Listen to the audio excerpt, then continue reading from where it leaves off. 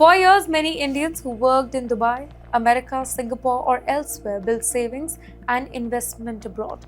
Then they came back home, and a simple question emerged: what happens to a foreign asset if I bought them while I was a non resident in that particular country?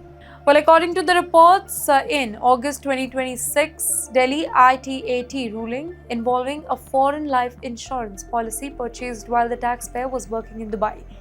Well, the policy later matured after the person had returned to India. Well, the tax department has treated the maturity process as a taxable one and raises issues under India's black money law. The taxpayer challenged that position and the tribunal ruled in his favor on the core issues described in the report. Well, the argument was straightforward, by the way. The original premiums were paid for income earned while the taxpayer was genuinely non resident. That foreign income was not taxable in India at that point of time. So, according to the ruling that was described, you cannot simply take that clean foreign wealth years later and label it as black money just because the asset exists outside India. And that is an important principle here. But wait, here's the catch. Documentation matters a lot here. Bank statements matters. Premium receipt, foreign salary record, proof of residency, Indian tax record, everything. You know why? Because the difference between legitimate foreign wealth and undisclosed foreign wealth, it can come down to whether you can show where the money came from.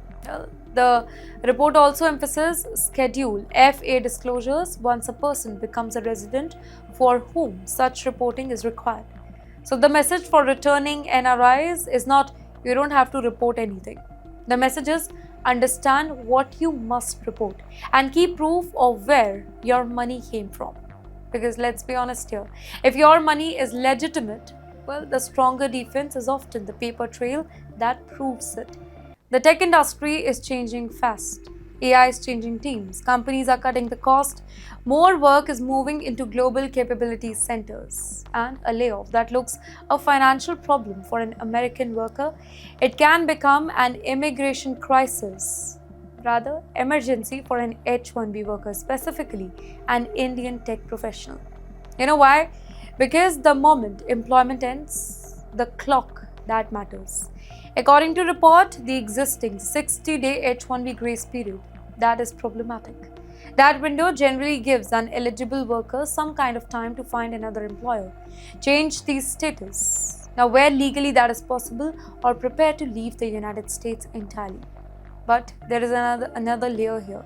The Department of Homeland Security is reviewing a proposal that could change that safety net altogether. So today, the 60-day period, it remains part of that particular framework described in the report. But, ladies and gentlemen, the uncertainty itself is important. Why? Because an H-1B worker cannot afford to treat those 60 days like a vacation here. Well, let me break that down for you. Day 1, layoff. Day 10, resume is sent. Day 20, interviews happening. Day 35, potential employer who's interested in you. Day 45, immigration paperwork, it still is being prepared. Suddenly, the whole calendar that is moving faster than the hiring process. And then you are in the problem. That is why workers need to act very, very early. That is why workers need to act early. If you get another H-1B employer, portability rules may allow you to begin work after the new petition is properly filed, subject to the legal requirements. CAP-exempt organizations can also offer another route, by the way, because universities and certain research institutions operate under different H-1B rules. And some workers may consider a B1 or B2 change of status where there is legally appropriate circumstances. But none of these should be treated like an automatic resume button. The biggest mistake is waiting until day 59 and then asking, what can I do? The better question is, what can I prepare before day 1? Let me help you with that. Keep your I-94, keep your I-797, keep your LCA, keep your employment record, know your priority date, know your immigration lawyer, and know which employer can move quickly. Because in 2026, career planning and immigration planning are becoming the same conversation now.